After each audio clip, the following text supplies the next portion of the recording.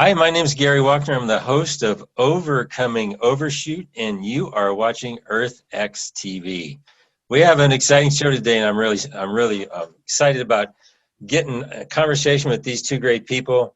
We're going to talk about science, human population, and the global environmental crisis. Now that is a mouthful. Hang on to your seats. This is gonna move along, and you're going to be holding on tight as we talk about it. We have two guests today. One is Dr. Phoebe Barnard. She's the Chief Science and Policy Officer of the Conservation Biology Institute.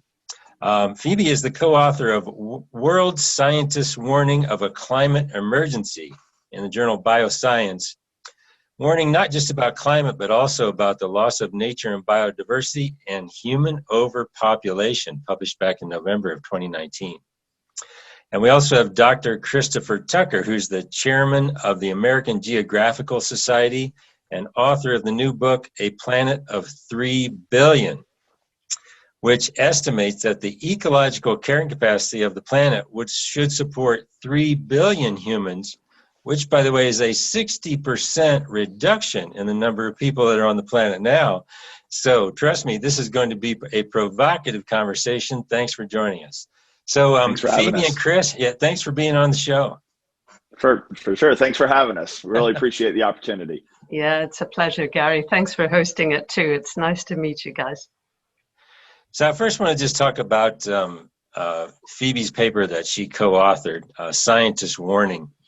Can you give us a little bit of the genesis for this warning and really how it's so unusual in the scientific community for thousands of scientists to take a position, warning the public about climate change, biodiversity loss, and the environmental crisis?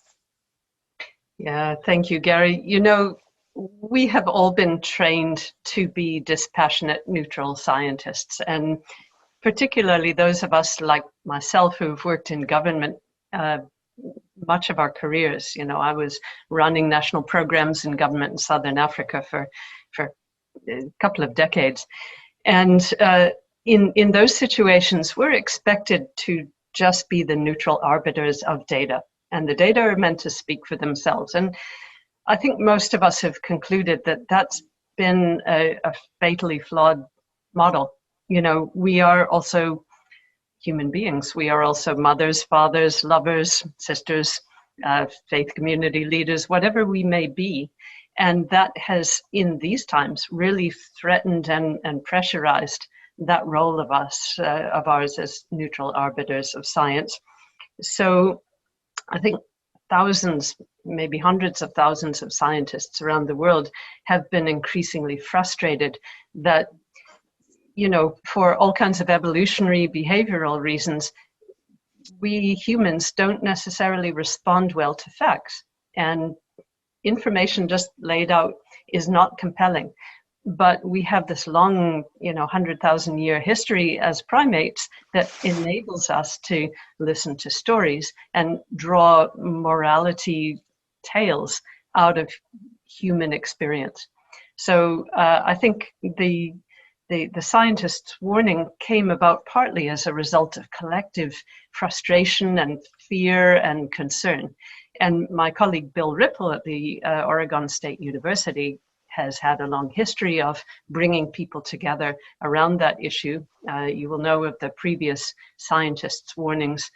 This specific one about the climate emergency came about over the last year and a half because of that collective wellspring of concern. And now we've got, I think, around 13,600 scientists co-signing that paper that we published in Bioscience in November. And it's still open for signature. Chris, in your line of work, is the frustration level higher than normal in the scientific community? I mean, how would you define that? Wow. I think there's a lot of fractured discourse in the scientific community. And in some ways, there's frustration between the various communities within science. That's one of the reasons why I think the paper that Phoebe helped author was such a watershed event. right? The climate community, the mainstream climate community has been largely silent on issues of population for far too long, but yet the conservation community has been very interested, very focused on how human habitats are impinging on natural habitats and leading to, undermining various animal populations. So, I think there's a bunch of different worldviews out there that need to be coalesced, kind of want to be coalesced, but yet the institutions, whether they're academic disciplines or the international science institutions, aren't necessarily synchronized on some of the big drivers that have given us the situation we have today. I mean, in a way, right, climate change is a symptom of a lot of human actions, and they're focused on the symptom without necessarily having an integrated, multidisciplinary, interdisciplinary view of how the driving factors come together. And Phoebe, in the paper, it reminds me a little bit. You remember those books that the World Watch Institute used to put out every year? They were called The State of the World, yeah. And it was like every year the graphs mostly got worse. You know, the overfishing got worse, the amount of deforestation got worse, the gross domestic product went higher, population growth got higher, et cetera. And so you have a series of graphs in the paper, which are, kind of depict or graphically depict the warning. And maybe just talk about a few of those as you see fit in terms of, which graphs are going the worst, and then also if there's a few that are actually turning the right direction. Sure. Well, it's interesting that we're here talking about population, because it has been, of course, the real elephant in the room that people haven't been willing to discuss. And of course, not just in the scientific community, but crucially in society as a whole, in the policy environment, political environment, and in the economy, and how population affects our ability to deliver, national and global development goals. And yet it's interesting that in my perspective, our paper spoke mostly about the enormous impacts of consumption. And I want to really emphasize that these are, two important sides of the same problem. When you've worked in developing countries as long as I have, then you understand how increases in consumption can totally undermine a country's national development goals in just the same way that increases in population can. So we had, I think about, 17, 16 graphs in our paper, many of which showed enormous increases in consumption, per capita meat consumption, which is a significant thing, of course, for our climate because of methane and other emissions. The number of ruminants on the world, our human population, the world's GDP just burgeoning, tree cover loss around the planet, and energy consumption. All these kinds of things are just mushrooming. And part of that is, of course, a function of population, although the bigger thing, I think, has been also the enormous consumption of not only the rich northern world, but increasingly, the countries that finally are able to start delivering better services for their people. So how do we deal with these issues? We need to tackle them both, and I'm sure we'll return to that in the conversation. But there have been a couple of real, I think, high points that we can take, and from these graphs. One is that the total fertility rate has been declining significantly globally. Another is that we see from several of the graphs relating to carbon pricing and fossil fuel subsidies, and a number of other areas, the importance of good policies. Where we have policy curveballs coming in, as we have seen in several countries around the world in the last few years, that can blow all of our best intentions out of the water. And so the policies that we put in place are significant at shifting that curve. But we are needing to tackle hyperconsumption just as much as we're needing to tackle population, if not more. And your paper put it, you guys wrote a few recommendations, and so can you go into those just a little more specifically? Yeah, there were basically 6, and it was that we need to focus our attention as a global community, and also, some of these can be handled by people individually, in 6 areas. One was energy, not only energy conservation, but obviously transitions to clean energy sources. Pollutants, atmospheric pollutants, including methane, carbon, soot, and so on. So we need to do things like manage manure on farms and reduce the amount of it. Thirdly, nature restoration and conservation. And as a biodiversity specialist, I want to really emphasize this, because every hectare of land, every acre of land that we are losing is one more nail in the coffin of our climate stability and our climate emergency. So we are entering the UN decade of ecosystem restoration, and we really need to focus on that. But at the same time, we need to just stop carving up land. Stop carving up land, and especially stop carving up new land. Fourthly, food systems. As I referred to with manure, we need to have regenerative agriculture, an increase in plant-based diet so that we are not consuming enormous numbers of meat. It does have a significant impact on our climate. Obviously, population, that we need to start talking about it, and that we need to invest in education and family planning support in a way that we have not done at scale enough by a long shot. And we need to depoliticize the issue and be able to talk about it frankly, because it is part of the solution. And I'm sure we'll return to that. And then finally, economic goals. Instead of having an economy which exalts GDP and profit over almost everything, we need to have an economy where people on the planet actually matter, and we are balancing population economic goals for better effect. And it seems to me that and I used to work as a scientist, and of course I know a lot of scientists, and scientists aren't activists by training, and by sort of their soul really isn't an activist soul so much either. And so to get thousands and thousands of scientists agree to sign on to this, I also think it's a watershed movement. But but also the last 2 points you brought up, like kind of challenging economic growth, and GDP was your last one, and then of course the one right before it, which we're going to talk about a little bit more, especially with Chris, is this concept of population and overpopulation. Those would seem to me even harder to sort of get scientists to jump into the ring and put on their gloves and take a stand on. Do you feel like that was true in your communication and your development of this book or of the paper? Yeah. I do and I don't. You're right that many scientists don't have an activist soul, but to be honest, a hell of a lot do. I'm probably one of them, but the scientific community is almost as diverse as anybody else.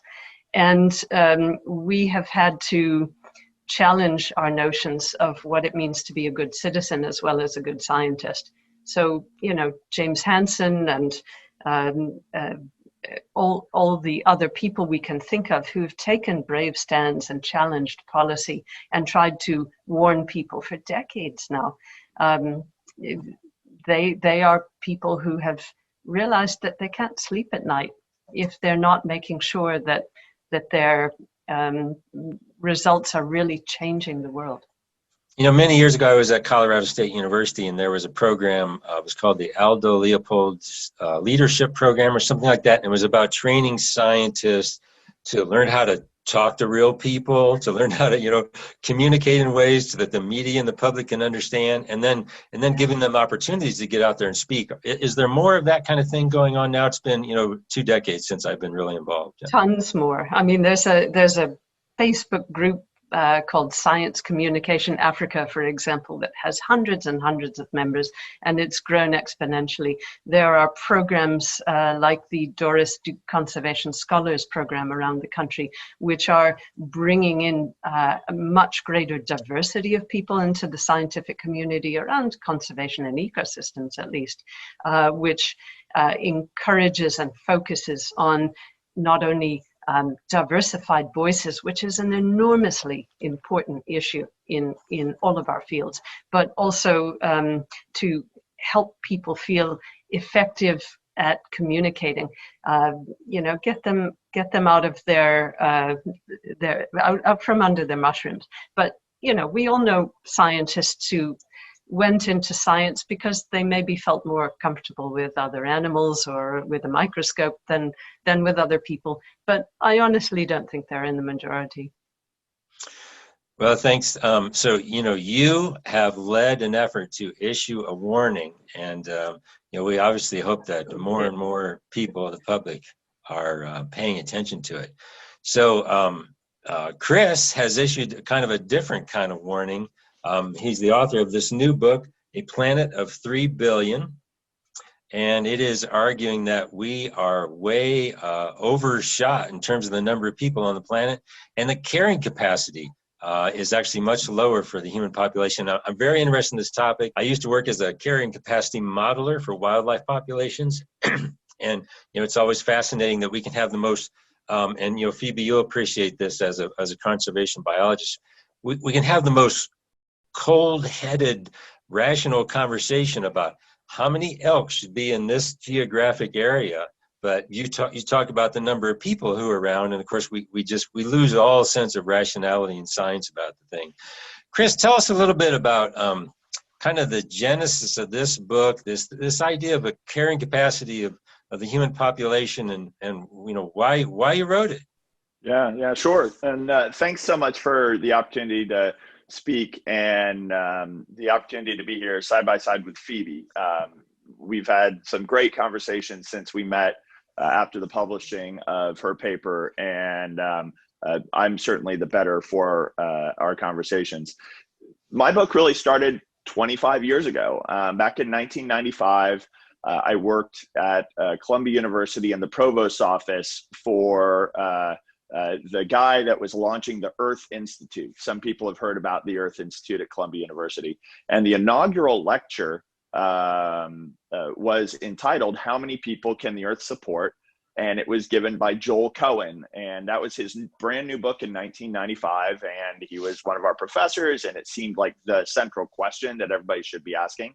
And I talk about it a little bit in my book. And, I was just a dumb kid in a way. Listening to these fantastic lectures, trying to assimilate, all this information in my head. And it probably took me another decade after that to realize that his question, how many people can the Earth support, was perhaps the most profound question we could ask ourselves about the fate of our planet and our species. But yet I also realized I didn't like his answer at all. His answer was kind of this factor analysis of, well, if we had this much water and this much protein, we could support this many people. And if we, had, this much, all these various factors, we could support that many people. And it seemed kind of disembodied and unanchored in a way that I couldn't place. And it probably took me into the early 2000s before I realized the ahistorical and ageographical nature of his analysis really left me unsatisfied. And, so I kind of went about on my own, quest to understand the other literatures, the other ways of looking about it, and how to answer that question. And distinctly, people need to appreciate that the question he asks isn't about Thomas Malthus, right? It isn't how many people can we feed? Is it, or is population going to outstrip our ability to feed people or to give them fresh water? I have no doubt that we can engineer all sorts of additional food and water strategies to feed continued runaway population. But you have to look at the other side of the coin, which is, to what extent will that undermine our Earth's long-term ecological carrying capacity and its ability to support our species over the long term? And long term is a term not everybody loves. I think Keynes once said, in the long term we're all dead, but still we need to understand that while we might be able to feed ourselves today, it could actually lead to massive collapse of the ecosystems that in which we evolved as a species and which fundamentally support us. In your book, you talk also about this concept of human wastes and why the criticisms of Malthus and Ehrlich are wrong and inaccurate. Tell us a little bit about that. Well, first of all, what I like to say is I don't use the term overpopulation because I feel like it jumps past the essential question. I want somebody to answer for themselves the question, how many people can the Earth support? And when they come to that answer, in my case, I came to 3 billion as my optimistic number, I do want to point out. When you look at 3 billion and you realize we're at 7.7, getting ready to round 7.8 billion, then you can say, we have overshot our planet's long-term ecological carrying capacity. And so, then maybe you can use the word overpopulation, but I feel like there's just so many kind of uncomfortable and misplaced overtones to the word overpopulation. And I've had this discussion with friends that, my friends at the Overpopulation Project and people that use it, who I know their heart's in the right place and I know their analysis is sound. But so often we'll get a brochure or a news report that'll say overpopulation, the world's overpopulated, and there'll be a sea of black and brown faces in some faraway land. And they never go to a golf tournament in the United States filled with a bunch of white people and say, oh my God, overpopulation, right? So there's some things that make me inherently uncomfortable with that term, and I think the history around that term.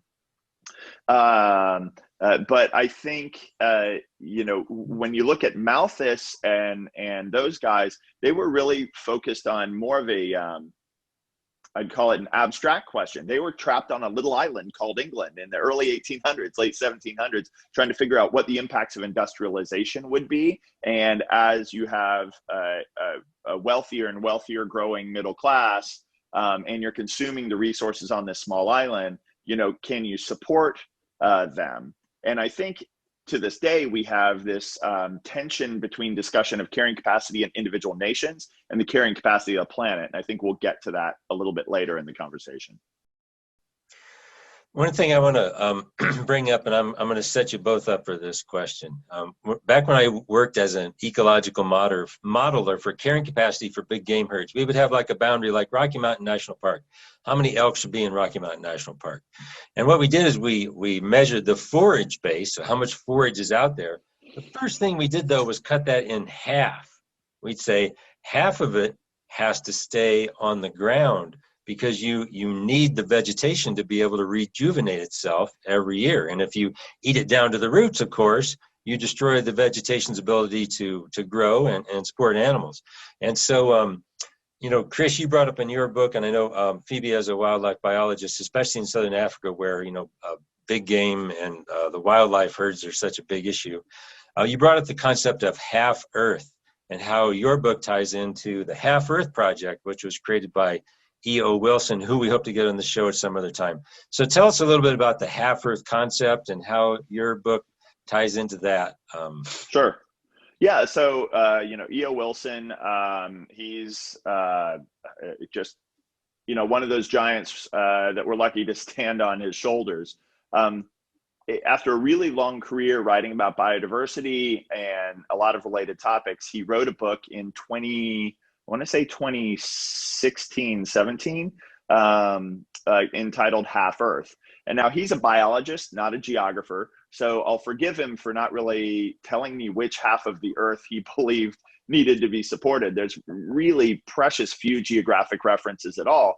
But his comment is, if we don't set aside, or his thesis is, if we don't set aside half of the Earth, half of the Earth's natural habitats, then it will undermine our planet's ability to support us as a species. And, you can ask the question, is it half of the terrestrial planet and less of the ocean, or more of the ocean and less of the terrestrial planet?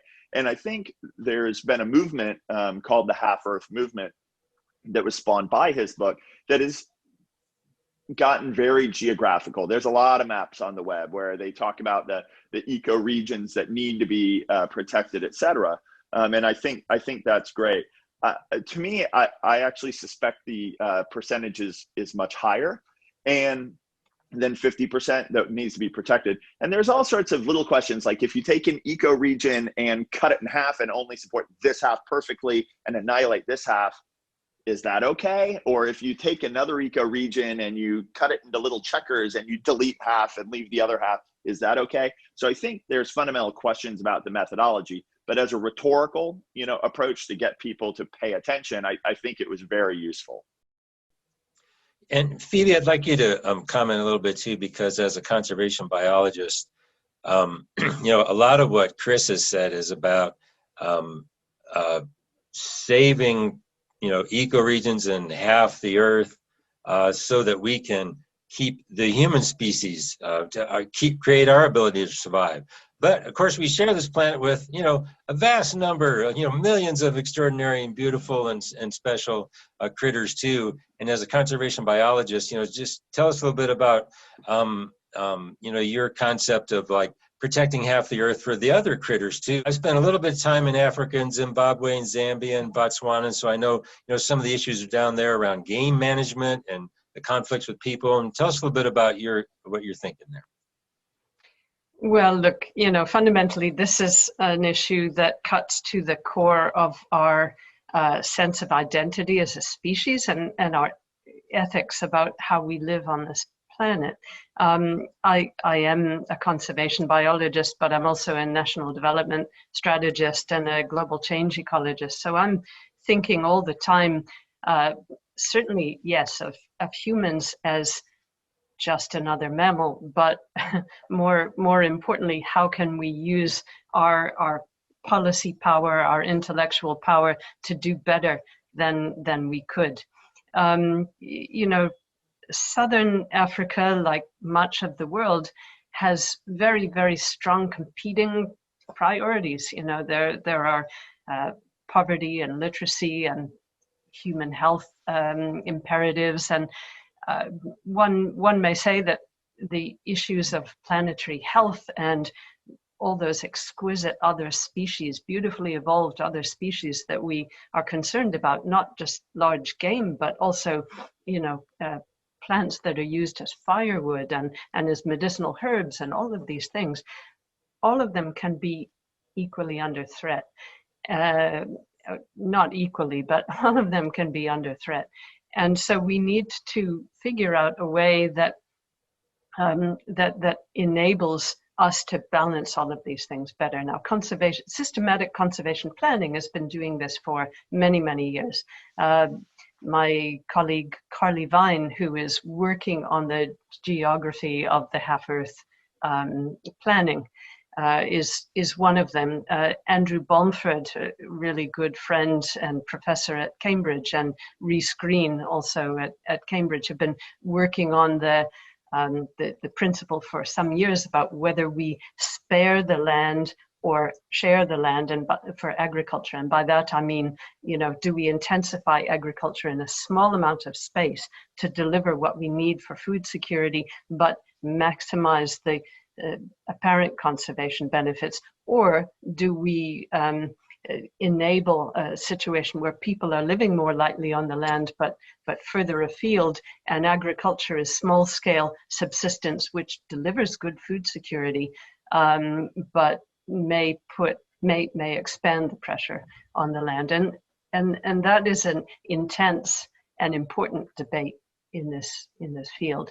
I felt that when I started working for governments in Namibia and South Africa, we had to overcome a long and racist legacy of conservation in that part of the world that hamstrung our ability to make positive change and to integrate conservation with national development. I've written books on that subject in those countries, and it's really, really important to be able to find that right balance. It's easy to do it once we let go of our sense that there's a conflict between wildlife and people. It is possible to reimagine an economy and a society and constitutional and programmatic priorities that enable that. And I think Namibia and South Africa are two countries that have done that quite well. Chris, in your book, you have several pages of graphs and really wonderful images, and one of them is about eco-regions on the planet. Just tell us a little bit about what you mean by an eco-region and why some of them, for example, might be more worth saving or putting in the half we save as opposed to others. Sure. Yeah. So the ecoregions methodology, I found very useful to thinking through the problem of runaway population growth and its human footprint on our planet. So it's a biogeographical methodology, right? So geography as a discipline focuses on the physical geography, the mountains, the oceans, kind of the things that are fairly stable over time. Our biogeography, which are the flora and the fauna and how they, have evolved in these unique geographies. And then our human geography, which is ever changing, right? Humans are continually changing the surface of our planet. So as a biogeographical method, a community of scientists from the 1960s onwards have iterated on defining a set of ecoregions, geographically bounded regions that have unique flora, fauna, I'd say singular flows of water over particular sets of terrain and climate. And so they're very unique places. And when you pave them, when you delete those resources, they're gone. You can't say, oh, well, there's another desert over there, so, we didn't need this desert. They're actually not the same. They may be part of the same biome, but they don't serve the same unique function on our planet. And, I grew up in Florida. I always like to point out that the Everglades, right, are the Everglades. And there may be other estuarial grassland, ecosystems out there, but not in Central Florida. And it plays a fundamental role in that unique place on our planet. So when you go through the ecoregions data set, and if you just Google ecoregions 2017, you'll find a great interactive map. And I have some images that you might want to share. You can tour these unique ecoregions, hundreds of them, that provide specific ecosystem goods and services to our planet and therefore us as a species. So there's both terrestrial ecoregions and marine ecoregions, and I thought those were important. So really at the center of my book, literally at the center, if you open up my book to the middle, I try to get people to look at the planet through the lens of those pristine ecoregions that have been stable over many thousands of years, certainly since the end of the last glaciation, let's say 14,000 years ago. And then the human footprint, just some basic layers like urbanization and population density, right? Where humans are, we tend to, mow down the trees and everything so we can put down a house. The roads, the tens of millions of miles of roads that we have used to not just delete the ecosystem resources in the way, but then to transect, right? Literally separate ecoregions so they have difficulty functioning. Toxic sites, we do all these things with heavy metals and endocrine disruptors, and it's easy to talk about them in the abstract, but if you look at my maps, it's a global problem, and it's actually much worse than my maps estimate, because a lot of this is based on self-reporting, and there's not enough funding for it. And then in the oceans, I guess also on land is intensive agriculture. Like you said, you talked about intensive agriculture, or living with the land, as let's say Native Americans did before the colonizers showed up. But the intensive agriculture, the amount of it, the volume of it, the contiguousness of it is shocking. And what it's done to delete entire ecoregions is pretty amazing. And then my last two are in the oceans, the dead zones that are based on the flow of agricultural runoff and urban runoff, excess nutrients into the oceans, more than 400 dead zones that just keep getting bigger each year. And then ocean garbage, right? 5 continent-sized ocean garbage. And those are our human footprint, right? Those are, they didn't have to be there, and they don't have to be as big as they are, and they certainly don't have to be getting bigger every single year. All right, so we're now thoroughly depressed. Thank you for that. I'm just kidding. But I also want to point out that near the end of your book you have a call for participation, and you have some solutions that you're also promoting to decrease the ecological debt and humanely and over the long term bring down the human population. Tell us a little bit about that, and also make sure you mention your website, because you have a lot of stuff written on your website. Oh yeah, great, thanks. Yeah, www.planet3billion.com. And I have some running commentary also on a blog there. Whenever I see things in the news, I try to put it in a little bit of context. Like Elon Musk saying, "Oh my God, population is collapsing," which it isn't at all, because it's growing at 80 million a year. The equivalent of 10 New York cities worth of people are being added to the planet every single year. But yet Elon Musk can say whatever he wants in the media and they'll cover it as truth.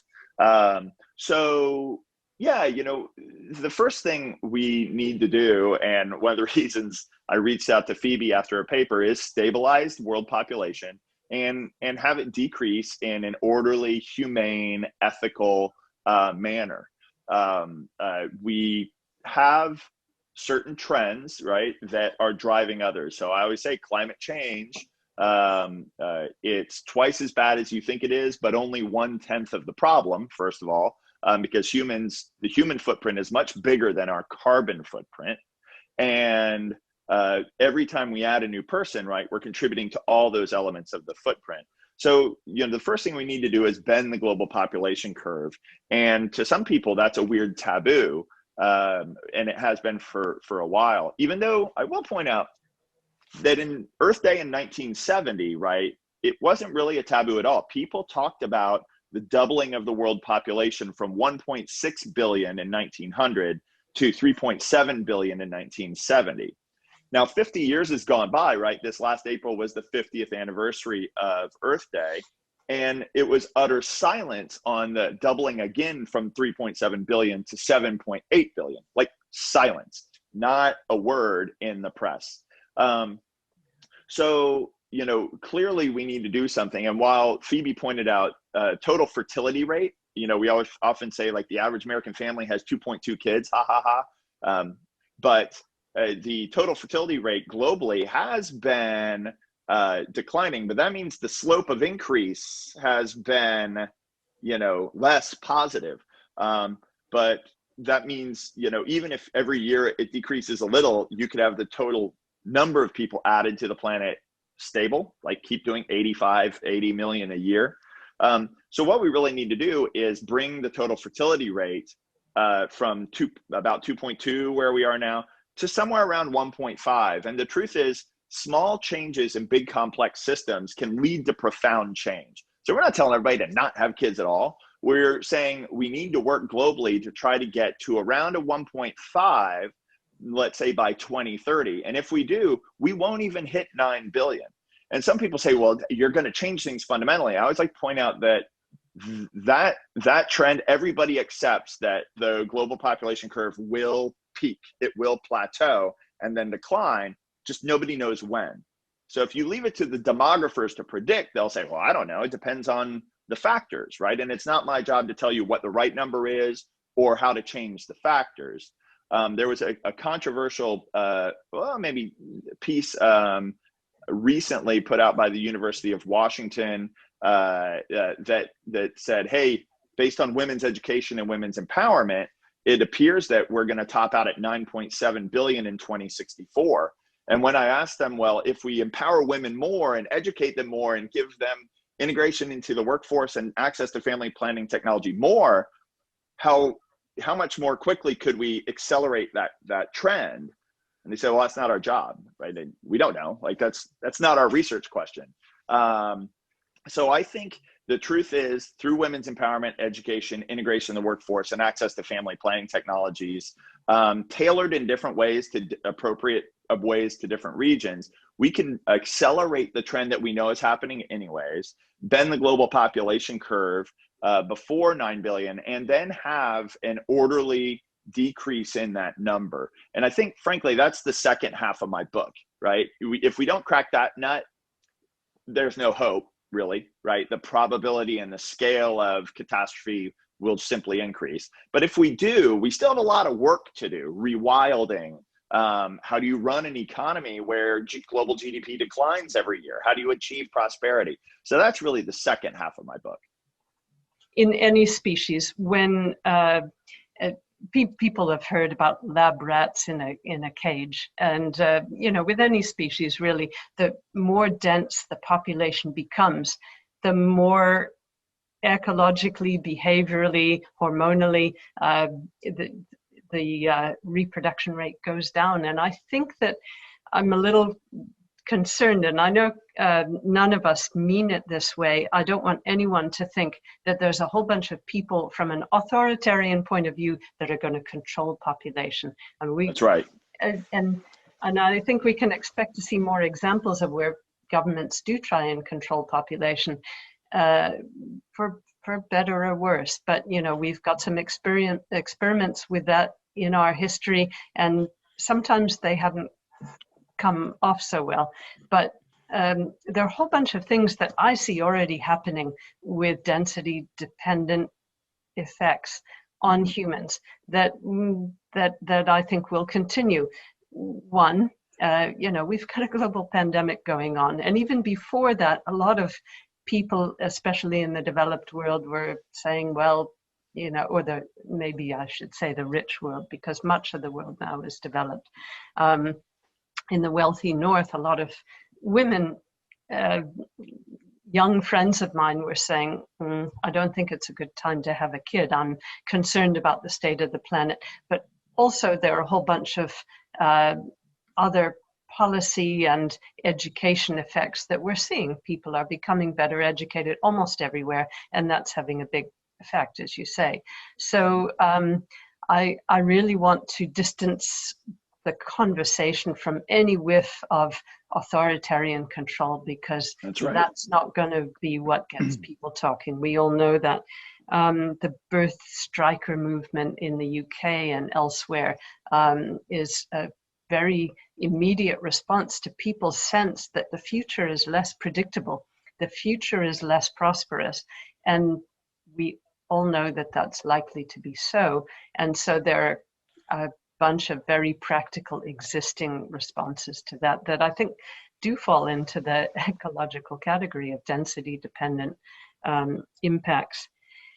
And yeah, I'll leave it at that for a sec. Cool. I'd actually love to underscore what Phoebe's saying there. And it's funny, given your accent, Phoebe, maybe you have some insight on this, but when I'd go and give book talks in the UK, for instance, the words population control would come out of some of the older generation. They'd be like, Dr. Tucker, I love your book. And, what are your opinions on population control? And I'd always say, the notion of population control and the notion of population policies have a very long history of being, let's just call them racist, eugenicist, xenophobic, paternalistic, and also not terribly effective. I always like to point out, I mean, it may blunt a curve, but you find these policies undertaking really inhumane, kind of despicable actions that actually don't bend the curve. And that's why I always try to say, I don't want to talk about population policy. I actually want to talk about women's empowerment. And the tough thing is that women's empowerment is a good in and of itself, right? I mean, it should be done because women are humans too, right? All of us should have equal rights. All of us should be equally empowered. All of us should be equally educated. It just so happens that the side benefit of that is pretty much any place where women are empowered, educated, integrated workforce, and have access to family planning technologies, you have below replacement value fertility. And people don't realize that if that's the problem's been solved in Japan, in Thailand, in the United States without immigration, in the EU. So this is nothing new. We know how to solve that for that equation. But population policy, whenever I hear those words, my skin crawls, and I just know the conversation's going in the wrong direction. These are the times that really require not only compassion on the part of all of us around the world in navigating this very uncertain and tricky future, but also just incredibly wise, balanced public policy. And working in public policy, I'm living in an area of the world that is very wise and progressive, in my opinion, about some of these things, but needs to still have a bit of a kick up the butt on many issues. And I think that having a compassionate and education and support approach to this issue is the only way forward. And I want to just a little bit, I guess my own story. I was a scientist for many years working in the research lab, and then I became an activist, environmental activism, mostly around fracking, climate science, and river protection. And I finally got to a point where I just was aggravated because almost as an activist, no matter what I did in the United States, in the state of Colorado, everything is being overwhelmed by population growth. And there was David Brower used to have this famous quote: "Every victory is temporary, every loss is permanent," in the world of like environmental protection. And so you could save this river, but the growth was coming. It was coming. It's like, it's like this big Pac-Man out there, and pretty soon the pressure is going to be so intense that they're going to build a dam and drain the river, that kind of thing. So I finally started talking about population growth, which I think we need to somehow normalize the conversation around population growth, so that we can start having, again, as Chris noted, in 1970, Gaylord Nelson, who was one of the, if not the founder of Earth Day, did it to talk about population and overpopulation. And it was sort of the genesis of a lot of the American environmental movement. In the 1980s, when I sort of came of age, any event you went to, you talked about population all the time, the Sierra Club, whoever. And of course now, no one talks about population. So, right. Phoebe, maybe you can just start us out a little bit, like, how do we kind of re-normalize this and allow us to have the conversation again, so we can at least, start making some sort of progress on this particular threat? Well, first of all, we've got to call it out for what it is. And I love the way that you've introduced that, because we have become tribal. We have, and I mean that in the universal sense. We have become divisive, partisan, tribal, and there's something, rooted deeply in our egos and in our, kind of hominid xenophobia that for many years was an adaptive trait, but is now threatening to sink us as a species. It really is, and particularly in the US at the moment. We need to recognize that our human tendencies are failing us. People react to conversations. They don't proactively think about things. So we need to consciously start the conversations, not only about how we deal with population, but how we deal with how we deal with wicked problems, how we deal with controversial issues, and how we regain our ability to talk in a civil way about stuff. I'll leave it there for the moment, but I've got some other ideas on that too. And sort of, Chris, you even have the more sort of profound job, because you came out with a book which is calling for decreasing the human population on the planet by 60%. So I'm interested in, some of the reactions you've got to it, and just sort of what that relationship with the public and the media has been like. But also there's plenty of people that I think are very thoughtful, reasonable people that are at like 1.5 to 2 billion. And I always like to point out, a big chunk of my book is that I'm a technological optimist. And I believe there's a lot of power to capitalism, even though there's a lot of harm that it does to our planet. So my optimistic number is 3 billion. I just want to be clear. But the response has been positive, because I think like Phoebe said, the way you have the conversation matters. You need to invite people into the conversation and not just tell everybody that they're wrong. And I think there was, the way the conversation was done in the 70s turned off a lot of people. It sent a bunch of people packing, just telling them they're all wrong. And I think now what people are trying to do, they're watching the news every day and they see another massive conflagration on the West Coast, or they see some more bad news about the ocean, or more about, carbon in the atmosphere. And they're trying to make sense of it. Like, why is there this continuous flow of really bad stuff going on?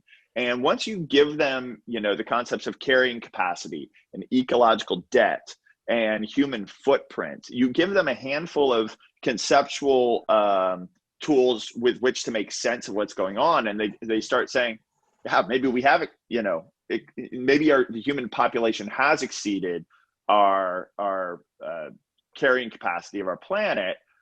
What is my number? Every once in a while, you'll get some troll on Twitter who says, I had one the other day, says, we could handle 26 billion. You don't know what you're talking about. And I say, great, just show me your data and show me your math. Love to have the conversation. And of course, you get no response because they suddenly realize they're fundamentally unhinged from reality. But have any of those people convinced you, Chris, that their numbers have merit? Yeah, I've had definitely some people that have forced me to think a little bit lower. And we get into real details about energy production, energy consumption, about the actual technologies that we would need to use in the future, right, to get there. Same thing with water, same thing with food. And they'll say, like, there's only so much solar you can do, and there's only so much transmission. They get into real details. And I love having those conversations. I've had some that their optimism gets them to 4.5 to 5. And my only response is, God, I hope you're right. That would make solving this so much easier. You know what I mean? I'm not there yet, but God, I hope you're right. Anyone who sits there and says 7.7 billion and above, nobody's even tried, honestly. They're like, I think we're fine. I go, great. Show me your data. Show me your math. Show me how we're not incurring long-term ecological debt every time we add another human. Just show me that. And it's silent because I think they take, continued growth, kind of this growth ideology as an article of faith, so they have to say it on Twitter loudly with bravado. But the moment you ask them a reasonable question, they just kind of fall apart. So nobody has even tried to argue that our current numbers and the rate of 80 million a year added, 10 New York cities added to the planet every year, is remotely sustainable. Nobody's even tried. Gary, can I continue that just for a second? Yeah, please. Yeah. Not long. I ironically, as an ecologist, I haven't been too concerned about a number. I'm more concerned about the process that gets people changing behavior or thinking about things differently. And in a way, as a policy person, I'm thinking that number is of use to public policy wonks and a few others like us. But for most people, it's an irrelevant number. There are a couple of things that I think motivate people, and information and fear and doom are not among them. So I think looking at positive solutions or alternative models of how we could live our society, how we think about common problems, is really, really important. And, like many people, I'm involved after hours in organizations like the Transition Network that help put forward really effective local models of how people can live more lightly on the planet, more collaboratively on the planet, and that kind of thing. And so I think looking and putting forward those alternative models is really powerful at helping people know that there's an alternative to this broken system that we are living in, particularly in the West, and that things don't have to be this way. We can, in fact, change them. I have a wonderful friend called Harry Balasubramanian, and Harry used to work for a large, wealthy conservation organization and as a senior policy and monitoring person. But he did a back of the envelope calculation one day and realized that the global corporate world was spending about 54 times, I can't remember the exact figure, but it was about 54 times in trashing the planet, for lack of a more nuanced term, than the conservation organizations of the planet were having as a global budget to stop them, and that therefore we needed to think about how we do things differently and not keep tilting at windmills or shouting into the wind, if I can put it delicately. But, you know, I think numbers do have value, and your idea of focusing on numbers for reproduction is important. Look at what Bill McKibben has done in the 350.org global movement in getting people to focus on a number, a goal for bringing down emissions. It's very, very similar to what we need to do with population. And I mean, I'd love to just add to that. There's numbers, and there's numbers, right? So I answered the question, how many people can the Earth support? But when people start talking about overpopulation, which is a natural, you know, conclusion of my, you know, my title even, I always say, you know, I'm less concerned about overpopulation. I'm more concerned about runaway population growth, right? It's a process that we have no handle on, and it's almost like asymptotic. You know, you'd love to cross that barrier and go negative, but we just keep adding more and more and more and never going negative, even though we could get fertility within 0.1 of, you know, replacement value, below replacement value, and still just climb forever. Well, luckily, in a way, it's not up to us to give the world anything. You know, the world is developing in a messy, needs-based way. But I think that the dialogue that's happening in many countries and the incredible energy and dynamic involvement of young people around the world is changing the old thinking that people over 40 have been having, people especially over 60, and I'm 59. And I take great hope from that, because I see the shift happening very erratically, very imperfectly, not nearly fast enough, but elections are happening and changing the debate in so many countries, and people are looking forward to positive alternatives for society. And, you know, just to wrap up, I kind of agree with Chris and both of you. I think in the last 12 months, I've seen more conversation around this issue, and that's got to be a positive thing too. This has been a great conversation. You know, again, we talked earlier, I think part of our goal is to try to normalize the conversation around population growth, and we've taken a big step towards that. When this show is posted on EarthX TV, we'll be able to share it widely, and I hope that you two can share it with your networks, which are very, very large, you know, in all the places and the people you work with. And I just want to especially acknowledge that one of the problems we have in this conversation is trying to find a platform that will even allow us to have it. And so I want to, you know, a nod here to EarthX and EarthX TV for allowing us to have this conversation. You couldn't be more right on that. So kudos to EarthX, and thanks for having us on. Yeah, indeed. All right, thank you, Phoebe. Thank you, Chris. Again, I'm Gary Wockner, the host of Overcoming Overshoot, and you are watching EarthX TV.